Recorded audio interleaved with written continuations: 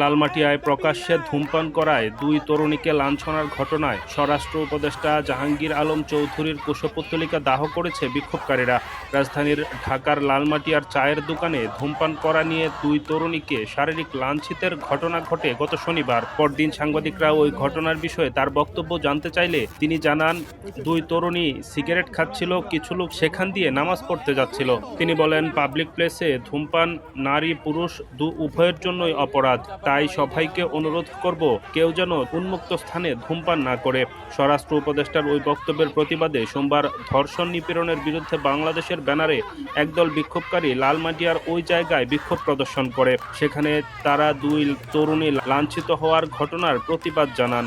পরে তারা মিছিল সহকারে লালমাটিয়া এলাকা প্রদক্ষিণ শেষে জাতীয় সংসদ ভবন এলাকায় স্বরাষ্ট্র উপদেষ্টা জাহাঙ্গীর আলম চৌধুরীর কুশপুত্তলিকা দাহ করেন।